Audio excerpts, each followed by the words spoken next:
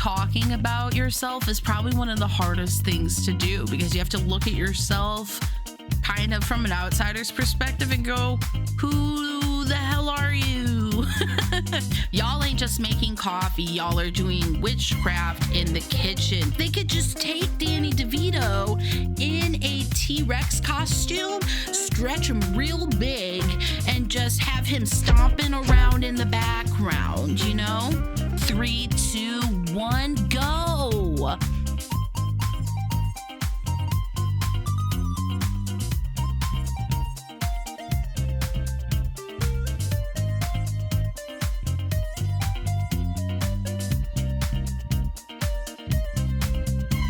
All right, everyone, welcome into the Crybaby Cinema Podcast, chaotic film talk for people who take movies personally. My name is Cassie, and I'm your host for today. I'm your friend that loves film so intensely. If you're like me, you're the friend in the group that kind of loves film and television so much that it feels like no one else seems to get you. Well, if I just described you, this is the podcast that is made for you.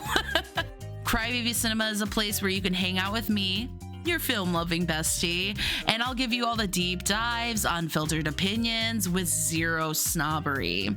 I've been wanting to do podcasts for a really long time. Most of you might know me from my Twitch channel where I do horror game Let's Plays and just general crazy buffoonery, you know, on the side. But I also love film. I'm kind of obsessed with film and television. I love a good TV show. So I really desperately have been wanting to talk about how much I like film and television.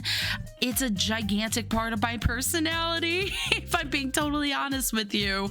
And I feel like it's a very human thing to want to sit down with yourself and be like, I need to express this interest that I have. I need to build a community of people that want to hear what I have to say. And I think that's a very powerful thing, a super powerful thing to want and to need.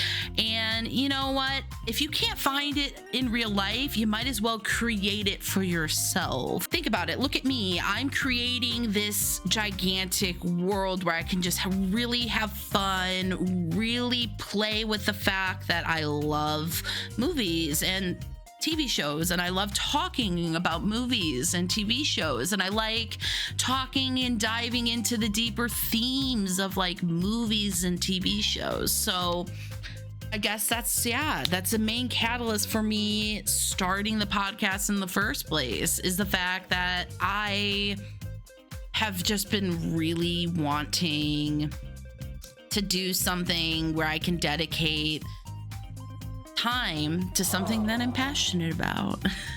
Anyway, before we dive into like get to know me section of the podcast, I just want to check in with, you know, how my week's been going. And also, I want to know how your week's been going. See, I'm not just gonna like sit here and talk to myself. I care about you. I care about what you gotta say. So like, actually, before I talk about myself, I'm gonna allow you a moment to talk about yourself. Oh my God, plot twist. You didn't see that coming, huh? See, we do things a little different on the Crybaby Cinema Podcast. So, okay, I'm going to give you exactly like 30 seconds to tell me how your week's been going. 3, 2, 1, go. Oh, you don't say.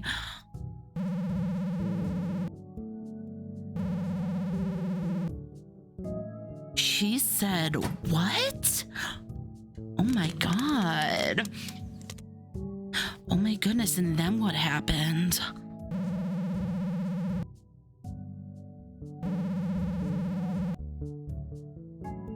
Oh my God, it sounds like you had an eventful week. Round of applause for an eventful week. All right, so how's my week been going? Well, I have converted into a coffee person. And I know that's crazy because, I mean, I don't hate coffee. I've just grown up as more of a tea person. And the reason behind that is like the first time I ever had coffee, it was an iced coffee. I think it was from Dunkin' Donuts. And my aunt, which she's like, at the time was like my cool aunt, you know, she didn't play by the rules. Anyway, my cool aunt, let's call her, man, all the names I'm thinking of, like a name that starts with the same letter as her actual name, like all of them sound too similar to her name. All right, let's just call her Katie. All right. So like cool Aunt Katie went with us to the bowling alley, and she got me a little coffee on the way, and we, I guess, met my mom at the bowling alley. I don't remember the logistics, but I had this big iced coffee in my hand, and my mom's like, what are you doing? And she was like, oh, I just bought her a coffee because we were going to Dunkin', and I thought it'd be nice, you know, she's never tried coffee before. First of all, if you're that aunt, right, maybe don't maybe don't make it your decision to just like, hey, I'm gonna give my niece coffee for the first time without consulting their, you know, mother. I had drank like the whole thing, like the entire coffee. It was delicious. I think it was just like a vanilla iced coffee, and I was bouncing off the walls at the freaking bowling alley. My mom was furious. So most of my life, because caffeine, well, one, I was a child back then, so caffeine like affected me obviously in the worst possible way. But now that I'm an adult, I still sometimes feel like if I have too much coffee, I feel like jittery and anxious. But I think I figured out exactly how many cups of coffee it takes me to be not only chill, but productive and alert and awake. So I like to start my day with at least like 1 to 2 cups of coffee now. And normally I used to have coffee like once or twice a week, and look at me, I've become a daily coffee drinker. And as a person who wasn't a huge like coffee person before, I can definitively tell you I get it now. I 100% get it now. It's a ritual in the morning, y'all. Y'all ain't just making coffee, y'all are doing witchcraft in the kitchen, doing a little ritual that just like really turns your morning around. And you know what? I respect it. Also, I apologize if you could hear like the winter wind blowing outside. I woke up this morning and it was 30 degrees. That's cold. So I really legitimately think that the winter wind outside woke me up this morning. I was sleeping in my bed. I was nice and relaxed. I was having beautiful dreams that I don't remember. And suddenly I hear, oh my God, I probably like just blasted your eardrums. Maybe like, let me do it over here. So I hear the house shaking, like it felt like the tectonic plates beneath me were shifting because the wind was that aggressive. So I woke up house shaking, stumbled to make my coffee, and it was freezing in my living room. So I was like, my little t-shirt and my little shorts aren't gonna cut it. Obviously, we are in my Eat Cheese or Die hoodie. This is an iconic hoodie. Many of you have seen me in this hoodie. I live in this hoodie. It's currently covered in cat hair, but I'm a cat mom, so get over it. It's not going away anytime soon. My cat loves to cuddle, and you know, when I leave the house, instead of being mad that I'm covered in cat hair, I just think about how I'm taking a little piece of him with me out on my journey. But yeah, so I apologize if you can hear the winter wind outside.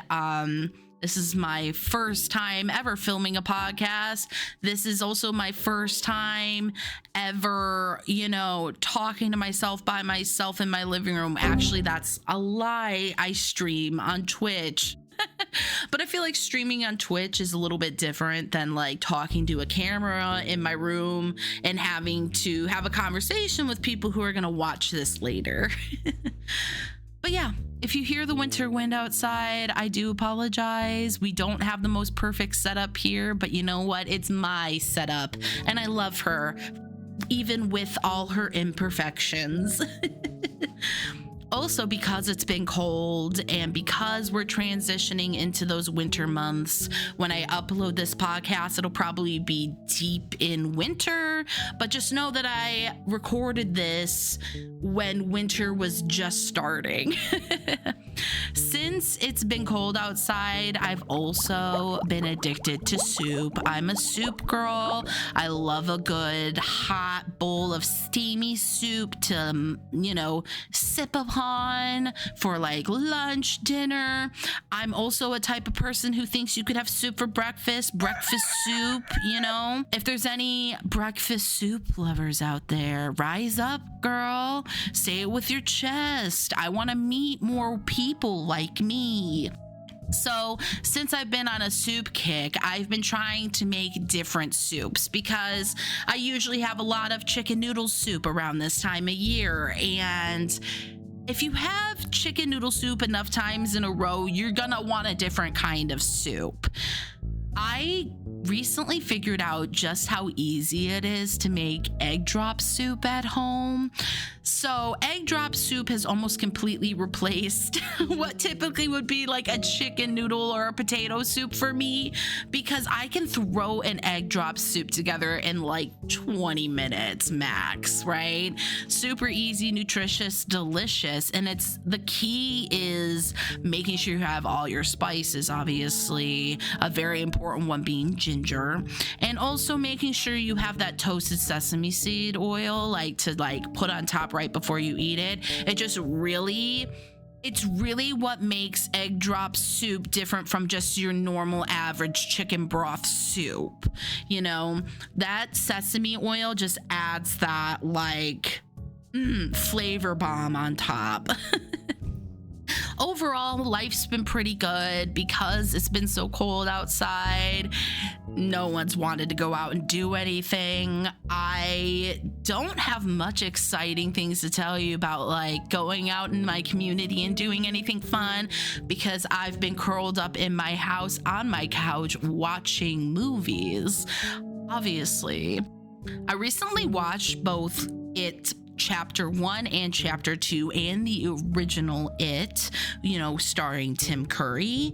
I've also been watching some of my thrift store finds.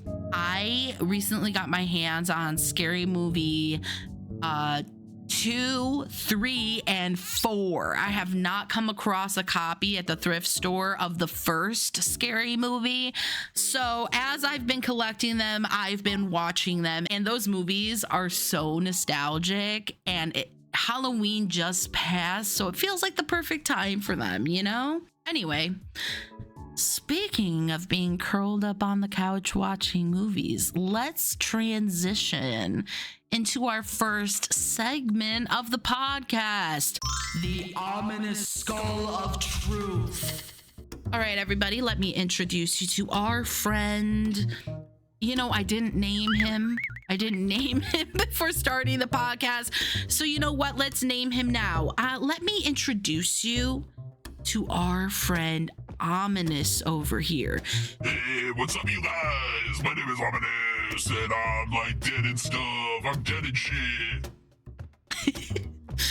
So in this segment, I will pull 3 to 5 questions out of Ominous's skull where his brains used to be, and I have to answer them truthfully. And I figured this could be fun because, it's the first podcast. You guys know nothing about me. Might as well do some movie icebreakers. Okay, so let's go with, let's do question number 1. I'm gonna mix them up. Ooh, one popped out at me. Maybe this is a sign. Maybe this is the one we need to be, reading. Hollywood gives you a blank check to reboot any movie, but the lead must be played by Danny DeVito. Oh my God. Oh my God. Oh my God. I don't know what I'd pick. Danny DeVito's good in literally everything. I'm also trying to think of what movies would be funny with Danny DeVito as the lead character. Let's think about this. Okay, you know what?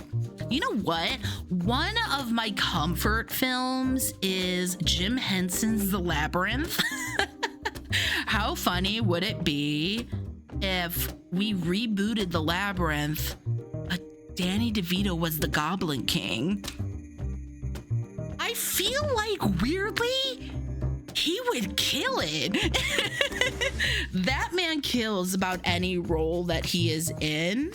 So I have no doubt that he would, totally slay as the Goblin King. But now I'm picturing Danny DeVito in like the Goblin King attire, including those extremely tight pants, which I probably shouldn't be thinking about.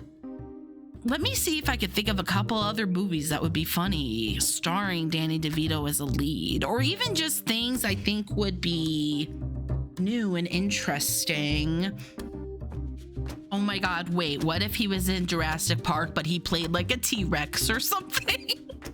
No, and I'm not talking like he voices one. I'm talking like you put him in a costume and he is the T-Rex.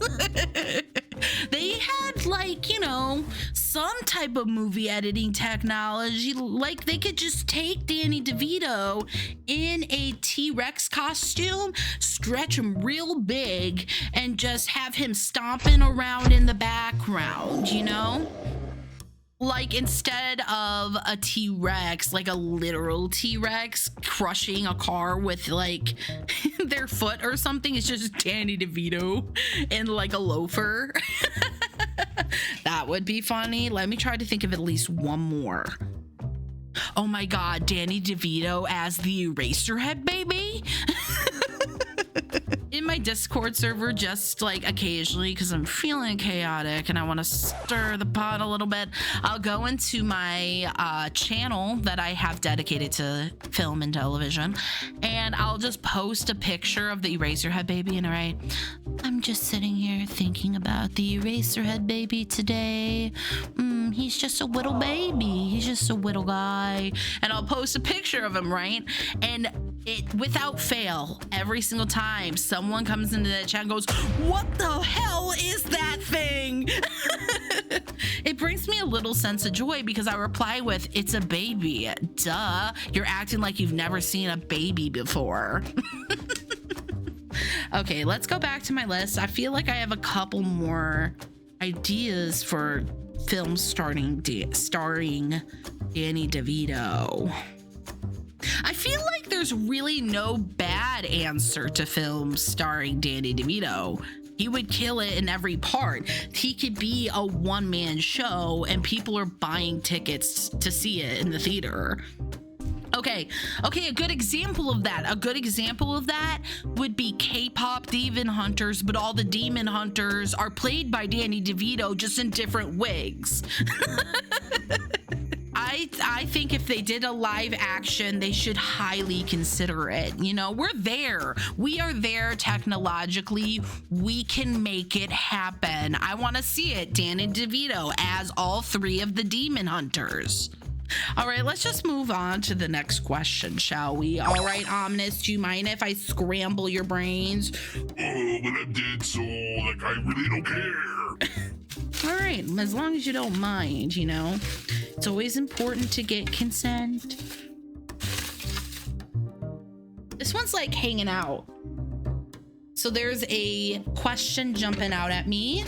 Let's see what it is. Okay, this one's very insightful. What is something you would like to see in film going forward? Okay, so Overall, I feel like the horror genre has really been killing it, especially the past few years. Horror, in my opinion, always will remain a very inventive, a very free, a very abstract genre of cinema. I feel like horror film in general has paved the way for a lot of amazing things that we have in film today.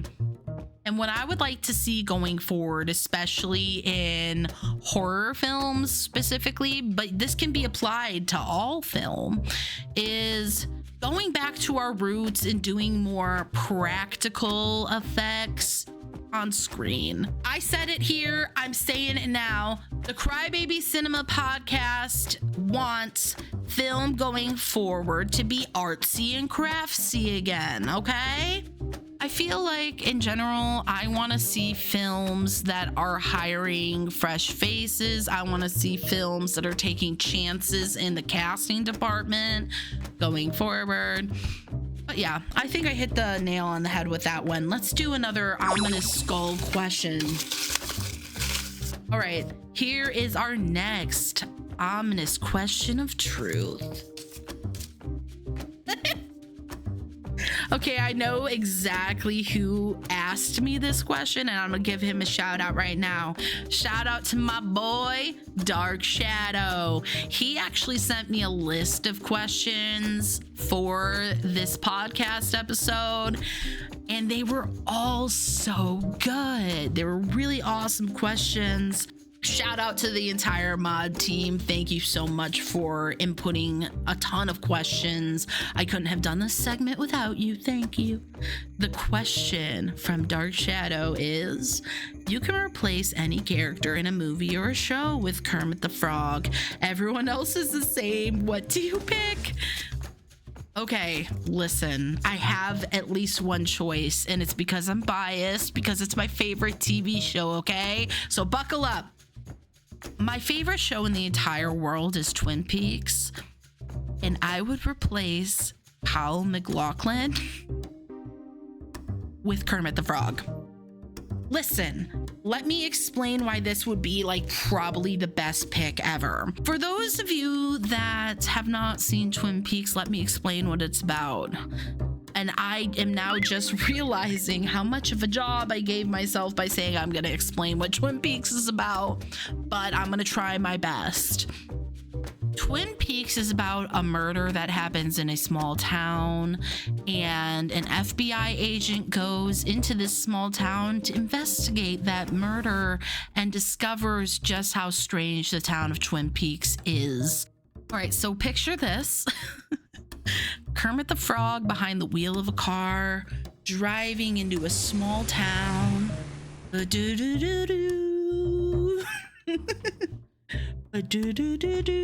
He pulls out his audio recorder. Diane, yes, Kermit the Frog checking in. I'm rolling into the small mountainside town called Twin Peaks. I just had some of the most scrumptious cherry pie I've ever had in my entire life at the Double R Diner. Diane, they make the world's best cup of coffee here. That's a damn fine cup of coffee. I also think it would be funny to see Kermit the Frog interact with everyone in the town of Twin Peaks, because the people of Twin Peaks give off like an uncanny valley vibe. They give out this like small town quirkiness vibe, which kind of, in my opinion, seems Muppet-like. Is Twin Peaks just a reboot of the Muppets? Who's to say? All right, let me pull one more question from Ominous' skull here. Okay, this one looks good. This is gonna be our last Ominous Skull of Truth question. Ooh, would you prefer a high-end home theater setup or going to the theater, and why? Okay, so listen, I love going to the theater. Don't get me wrong. I love seeing a movie with a nice, fresh, big old bucket of popcorn and a big old drink to complement it. I love, that big giant silver screen and that big sound system. But let's say I had all the money in the world and I could buy a mansion and buy a room in the mansion dedicated to being my own AMC and hire my own person to work concessions and hire my own ticket guy. And I'm just now realizing that this is turning to me like role-playing or LARPing, going to an AMC or Marcus Theaters to see a movie. But listen, I would want to recreate the experience for myself. And if I had unlimited funds, I would do that because I'm antisocial and prefer like an empty movie theater all to myself, all to moi. So if I had unlimited funds, absolutely, I would just reach out to AMC or Marcus myself and be like, listen, install one of those into my home, please. What I do think would be hilarious about this entire concept, though, is let's say someone's going through jobs on Indeed and they're hunting for a job. They're like, oh, I've been needing a job. I need to pay my rent. Please, I'm desperate for a job. And then they reply to a listing for a movie theater. They get a call and they go to the interview and it's just my house. And they're like, huh? Excuse me? And I'm like, yeah, so the theater's in my house. And not only is the theater in my house, I'm the only customer. I can't tell if that would make or break this man's day. I feel like he would be excited because he wouldn't really have to do much work. You're just cleaning up after one person. You know what I mean?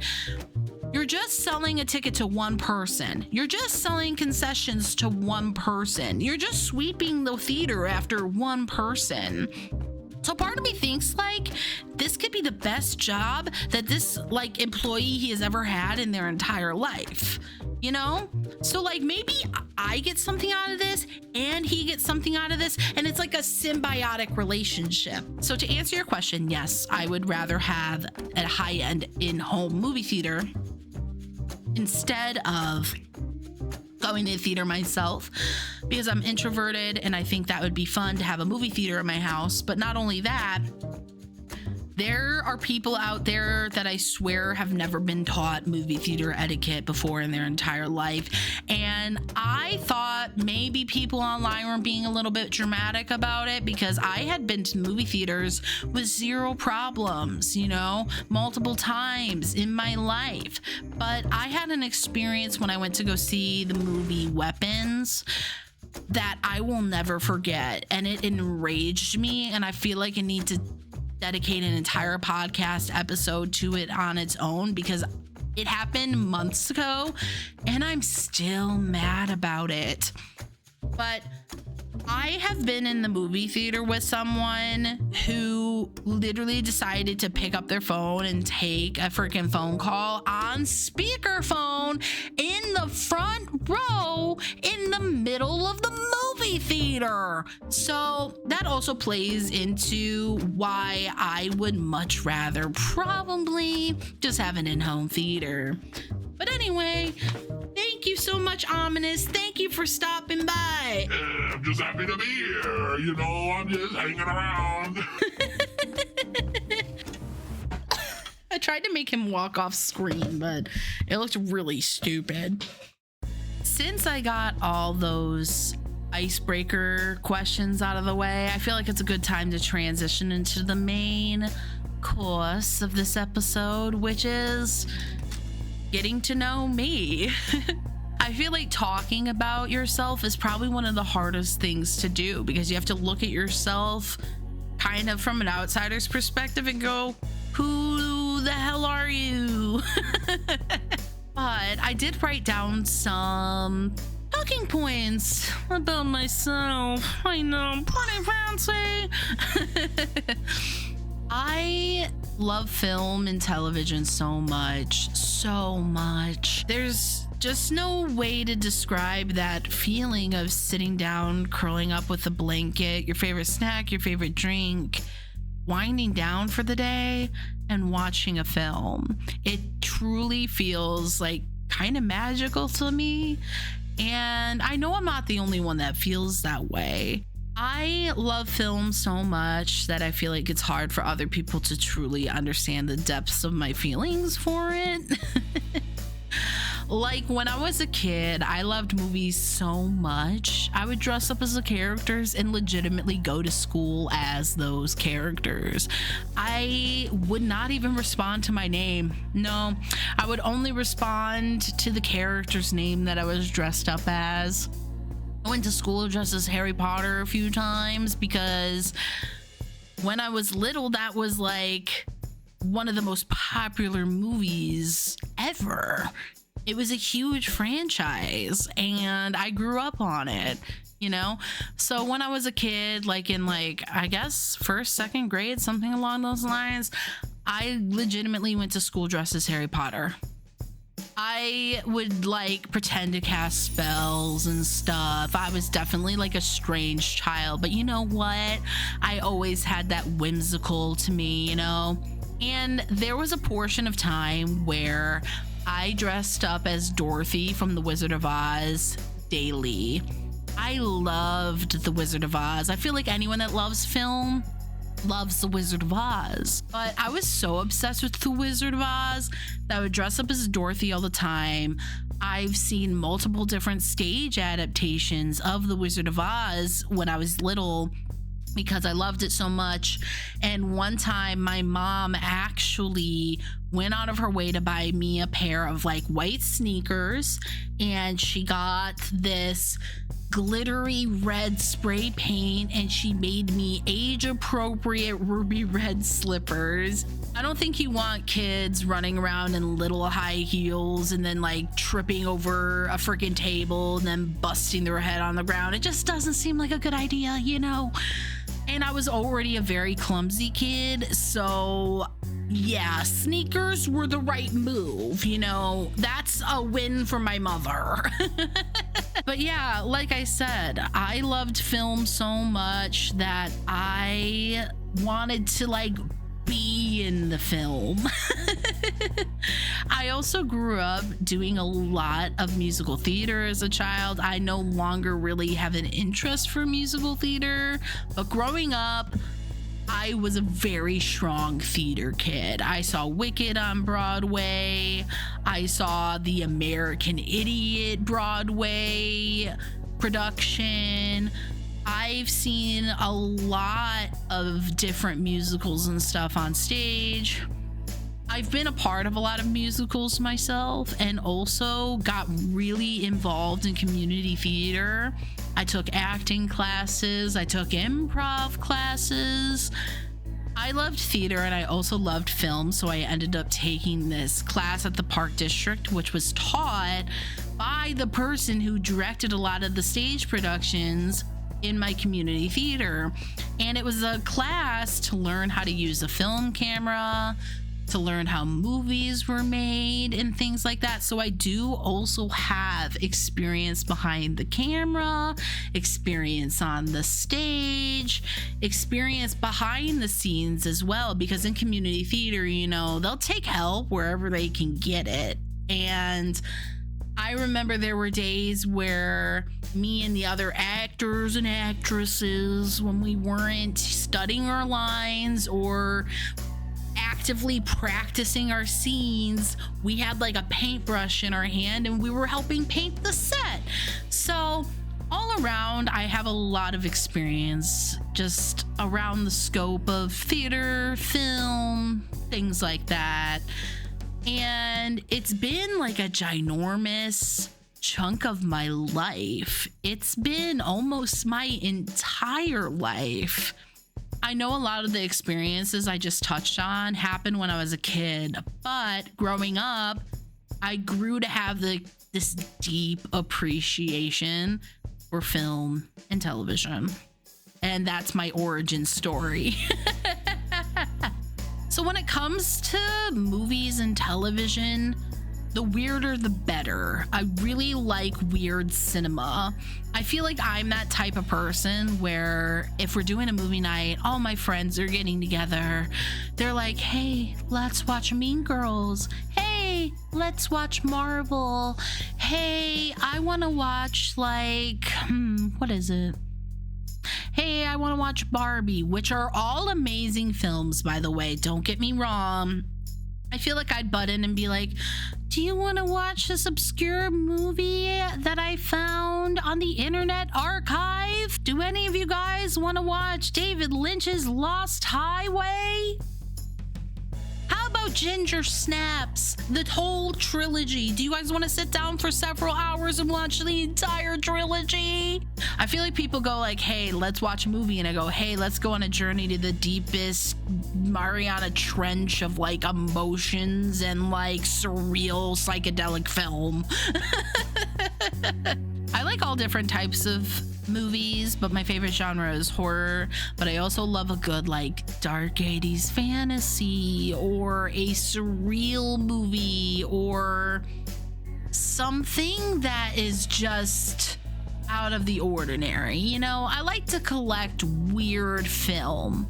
My watch list is filled with 1,000,001 crazy things, 1,000,001 weird things, foreign horror films, low budget horror films, high-end horror films, psychological films, art house films, grindhouse films, and then like even so if I'm feeling like I really need something different, I'll even try to discover like small student films to watch. Like I just like finding things that feel like hidden gems. And I guess that makes sense because I really love thrifting. I love collecting physical media. I specifically collect DVDs, and I try to go to disc replay as frequently as I can to buy something to add to my collection. I've gone twice this month and have picked up some amazing things. I believe I vlogged both times I went to disc replay, and each time I ended up coming out with a haul. I bought seasons 1 and 2 of Charmed, seasons 1 through 4 of Buffy, Scary Movies 2, 3, and 4, and I might be forgetting a couple things, but you know what? I'm gonna go back to the thrift store and get something else some other time. So I'm sure I'll do a haul for you next time. But yeah, I have a large, ever-growing DVD collection, and I specifically like collecting DVDs because they're super freaking accessible, dude. I can do a whole podcast episode on just collecting and thrifting alone, like how to literally dig in those bargain bins to find what you're looking for. But that's a podcast episode for another time. So, because I like movies so much and TV so much, and I like all of this stuff a little bit too much, I do have a Letterboxd account, and I love Letterboxd because I can put all my reviews on there. I notice that there are people out there that have very specific criteria for their film rating system. That's not me. I'm not like that. When I rate a movie, I go heavily based off of vibes. But I'll try my best to explain like my review process to you so you kind of understand how I view movies a little bit. The most important thing that I consider when it comes to doing a film review is the emotions and the depth and the evolution of the film. You know, like, did it take me on an emotional journey? Did it take me on a hero's journey? Did it take me on some coming of age journey? Did we start feeling one way and end up feeling another way? Did this film start like happiness and sunshine and unicorns shitting rainbows and end with me ripping my heart out and stomping on it? Those are important things to me when it comes to making a film review. Now, don't get me wrong. I feel like I may be putting off the impression that I might be a bit snobby, but stay with me. What I don't want to get misconstrued here is that the rating system determines how much I like a film. That's not true. Like I said, it goes heavily off of vibes and just how I felt while watching the movie, right? Here's a great example of that. There's this low budget horror film directed by Sky Broadband. I hope I pronounced their name correctly. If I didn't, I'm so sorry.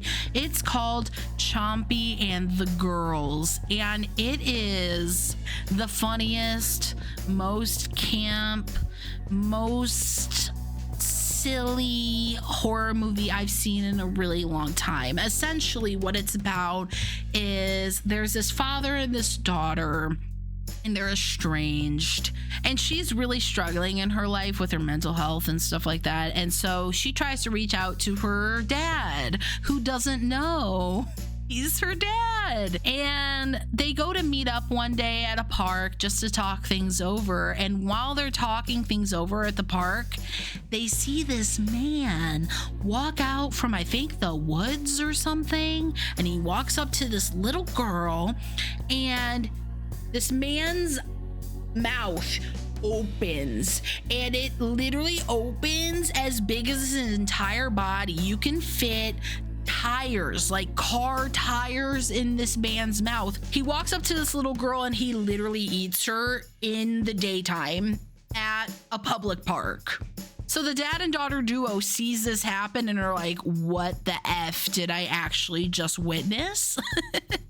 And the whole story is chaotic and crazy, and it unfolds from there. Now listen, this movie, I love this movie. If people are looking for something goofy, if people are looking for something unexpected, I highly recommend Chompy and the Girls. And I believe I rated that movie like 2 to 2.5 stars, and I love it. It's one of my favorite low budget independent comedy horror movies. It's amazing. So yeah, I hope that does a good job explaining to you about my review process and how I view film and how I determine what my star rating is going to be, right? Rating something a 1 to 2 star doesn't automatically mean that I hate the movie. It's awful. It's garbage. People shouldn't watch it.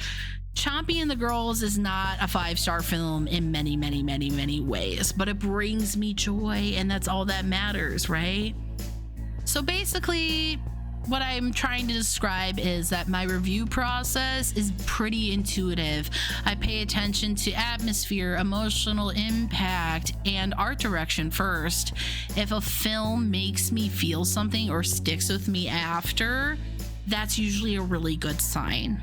Now that you guys got to know a little bit about me, let's move on to another segment, shall we? It's deep into the depths of winter, so it's time for my winter watch list. I'm thinking going forward with the podcast that I would like to maybe do seasonal watch lists or seasonal list of movies that I would recommend to watch. So some things on this watch list are new and I've never seen them before, and others are like winter favorites of mine. So let's dig into it. So first of all, if you haven't seen Guillermo del Toro's Frankenstein, I think winter is the perfect time to watch it. I have recently seen it, and it is just a beautiful film. It also is cold and atmospheric and romantic, especially if you're into like that gothic aesthetic. Mia Goth is amazing in it. Jacob Elordi is also amazing in it. Guillermo del Toro took so much time to really hone the atmosphere and feeling of this film, and I rated it 5 stars, so I think that has to be on your winter watch list. If you haven't seen it, get on doing that. Okay, the next one I haven't seen, I want to see Black Phone 2. When I saw the trailer for this, when I went to go see Weapons, it looked really good.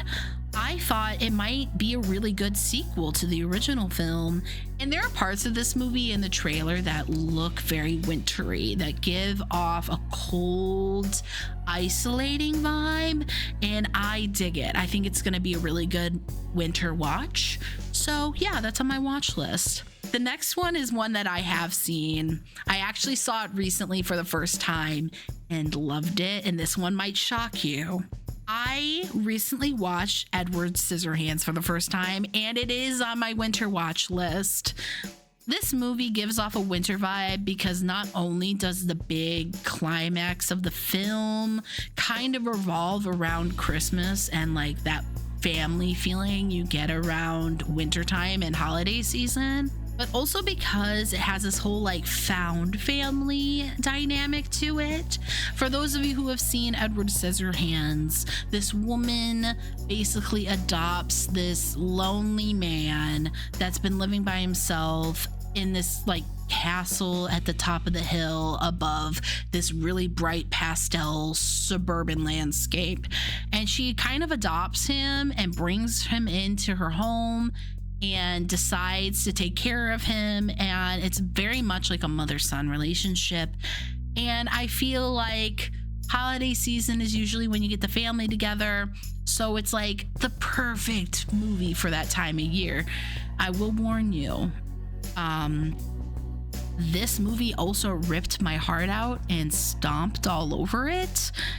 But it's an amazing movie. It is so good. So I might be one of the only people out there that hasn't seen Edward Scissorhands until recently, but I know I'm not the only person. So if you haven't seen it, watch it, especially this winter. Now, this one might piss some people off because I haven't seen it, but let's just get into it. I have never seen the horror classic Misery starring Kathy Bates. Get your shocked reactions out of the way. So I've never seen this movie, but I've heard it's really good. And Kathy Bates is just an amazing actress. The cover of this film alone, I believe, has like a cabin with snow in it. So like vibes, aesthetic, winter, you know? That's why it's on the list. It's called a winter watch list for a reason. It got something to do with winter. So basically what this is about is some dude gets rescued by some lady and she's like obsessed with him and like, I guess like ties him to a bed. That sounds awful out of context. And she's obsessed with him and kind of holds him hostage in her home. That's all I know about this film. And so it's on my winter watch list because I would like to finally watch it. The next one is a series of films that I watch every winter. I always watch the Harry Potter franchise every winter because in the first movie, the scene that sticks with me the most is Harry staying behind at Hogwarts during Christmas season. And I feel like it's such an integral part of the first film that it shaped the franchise for me almost as like a winter or Christmassy type of classic. I don't want to say Christmassy. I think just because of that scene alone, it really makes me think of winter. And as the series progresses, the movies get progressively darker in tone as well. And I just think it makes me think of winter. So I added it to the list. Ooh, okay. I have a couple other things on here. Okay. All right. If you're looking for something goofy, something a little abnormal, something that is a little inventive, then you would want to watch Adult Swim's Yule Log. Is it a 5-star film? No. But what I think this film does well is, how do I describe this? Adult Swim does that wacky, off-the-wall, inventive stuff really well. And this movie definitely showcases that. What this movie is about is that this couple rents out a cabin to go on like a little vacation in the wintertime. and it slowly descends into absolute kind of psychedelic madness. I like the way this film is shot because we're watching it from the perspective of like looking at the fireplace, and I think it's just a really interesting choice. The fireplace alone reminds me of winter because, you know, it be cold and we want warm. I think the story's kind of interesting, and I think it does a good job at giving us a plot twist as well. So if you want to watch something maybe a little silly, maybe a little psychedelic, maybe a little wackadoodle time, watch the Yule log around this winter season. Let's see if I can get at least one or two more. Okay, going back to my watch list. If you're a little freak like me, you should watch Terrifier 3 this winter. Terrifier 3 is the only one in the franchise that technically I think you can classify it as a Christmas film. If you have not seen any of the movies in the Terrifier franchise, huge trigger warning, lots of violence, lots of gore, lots of blood, lots of insanity at the hands of this murderous clown. If that's not your vibe, I respect that. But this is kind of like a movie podcast with horror kind of at its core. And that's the vibes I'm bringing to the table.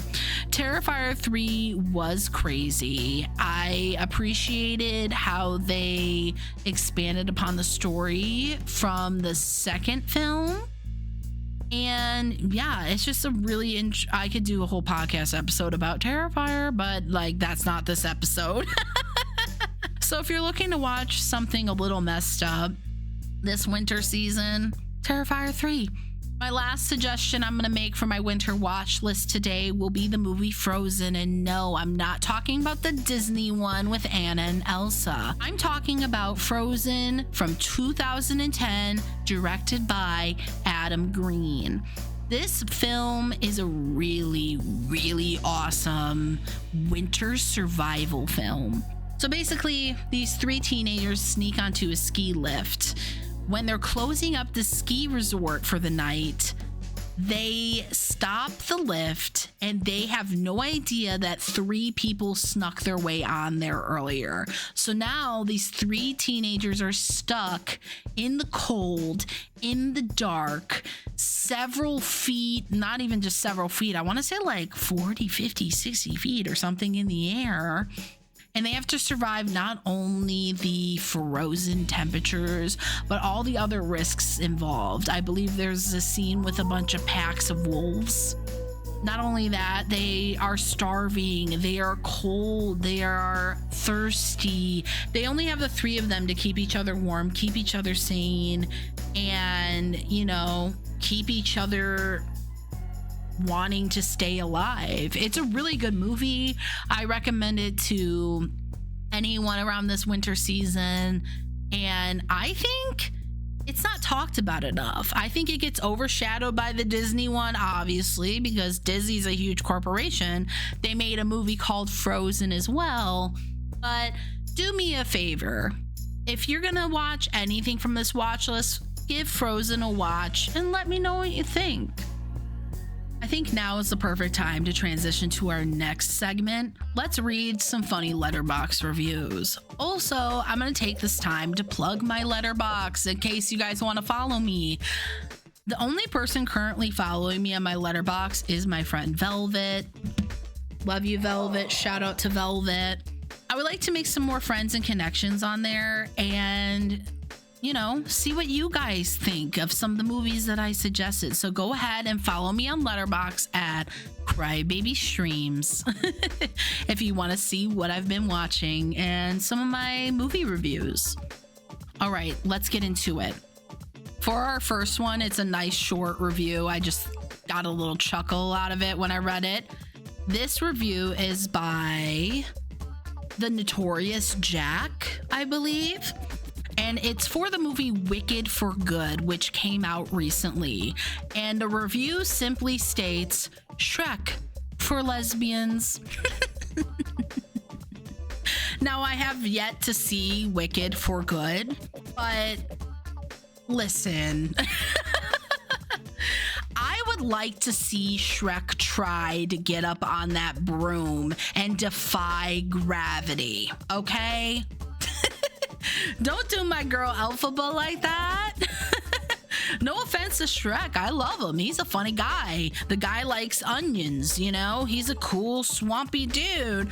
But I don't think Elphaba and Shrek are similar in the slightest. However, I will say when I watched Wicked, I had also seen the stage production like several years ago, and I will say that Wicked does give off like lesbian vibes, and in the best way too. So thank you, the notorious Jack, for that funny review. Okay, so this one is for Guillermo del Toro's Frankenstein, and it's by a guy named James, just simply James. James writes, Victor actually tries to be a father in this version, and he's somehow even worse at it than usual. Yes, clock it. Victor is the worst character in Frankenstein. He's not meant to be a good character. It's almost humorous in a way, because I feel like at that point, you had to actively try to be a shitty father. If there was no accident, you were actively trying to win the world's shittiest father competition, and you walked away with the gold medal. So, if you want to see some really messy fatherhood decisions, check out Frankenstein. And also thank you so much, James, for that funny review. Okay, the next one is from Guillermo del Toro's Frankenstein, and it's written by someone named Nicole. And Nicole writes, daddy issues, but when you actually start to traumatize him back. And yeah, no, that's valid. That's really valid. So Frankenstein kind of goes like this. Victor yearns for fatherhood for some reason. Victor makes son out of 1,000,001 discarded dead body parts. Son actually, becomes a living, breathing human being, because that's what happens, when you shoot a bunch of body parts with lightning. And then Victor goes like, ugh, fatherhood sounds cool and all, but not like that. And he also goes, ugh, it sucks that I wanted to be a dad, and then I actually became one because now I have a son, I guess. Ew, get away from me. And then he discards his son, and that son later hunts him down to the ends of the earth. And you know what? I think Creature had the right idea with that. At some point, something's gotta give. If your parents are being crappy to you, if your family's being crappy to you, if your boss is being crappy to you, I don't know, go in there, start a ruckus, start something, start a freaking crazy unhinged parade, do something, because if you don't, people are gonna walk all over you. Now, I'm not telling you, hey, you have some beef with your boss, go into work, take a shit on his desk. You know what? If you want a job tomorrow, maybe don't do that. But if you're on your final straw, I'm not going to tell you what to do.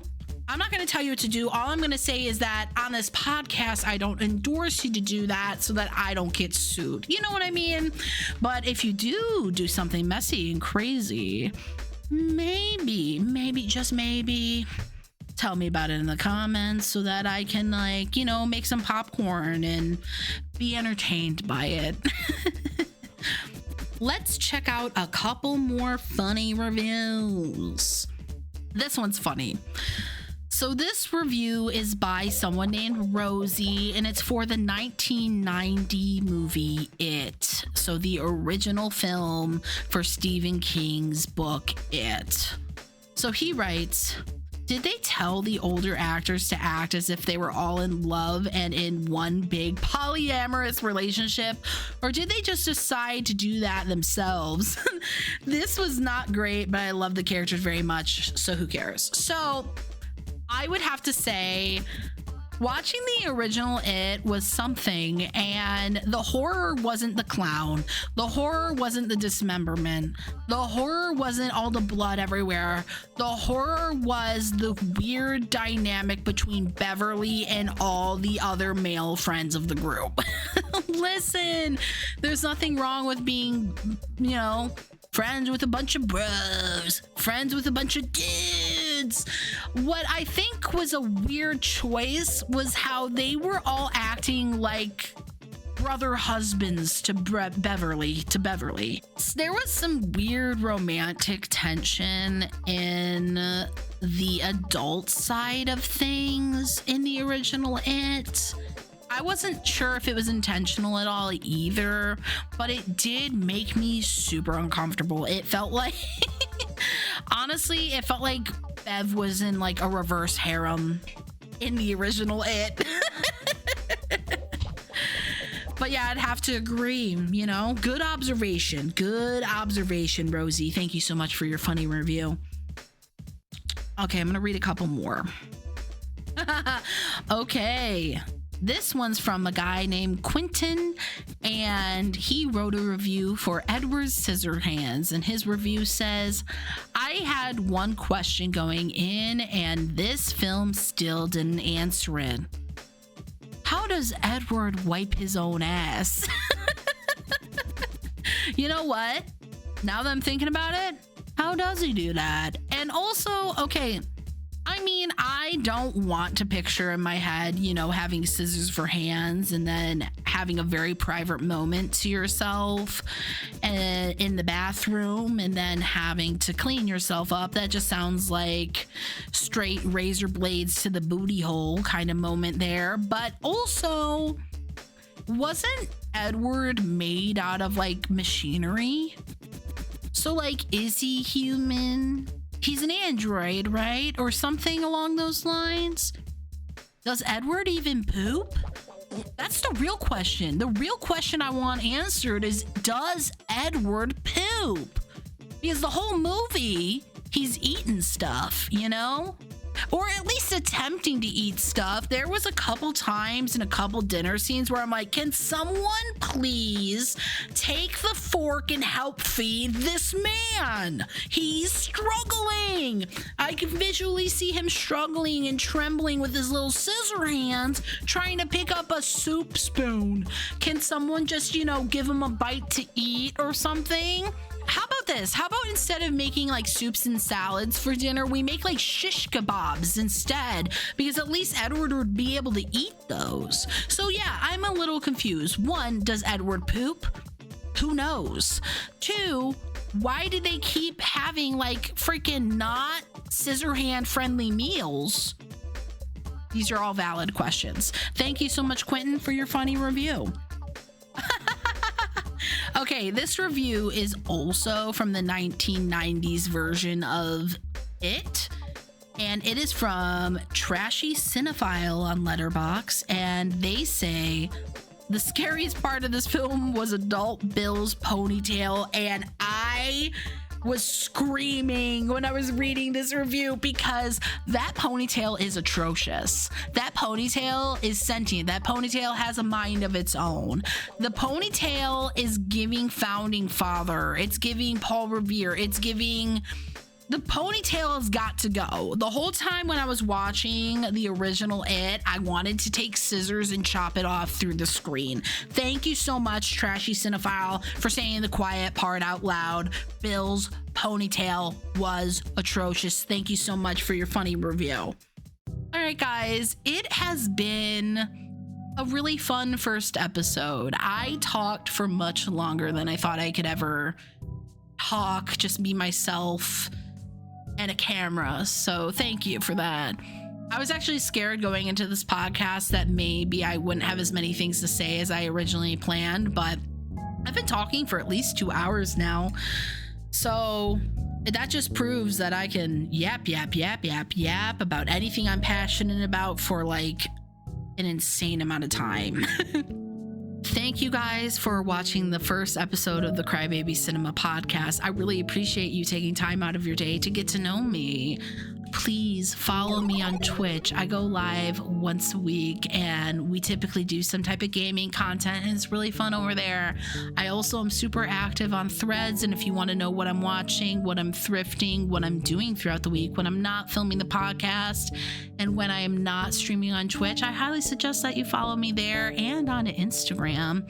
And lastly, please subscribe to the YouTube channel. I try to upload pretty frequently and I will be posting more episodes of this podcast. I'll see you next time, and don't forget, watch something spooky. Bye. Stop, wait. Before the episode ends, I have to give credit where it's due. If you enjoyed the music in this podcast, it was all created by Kevin McLeod. The specific songs I use will be written in the description.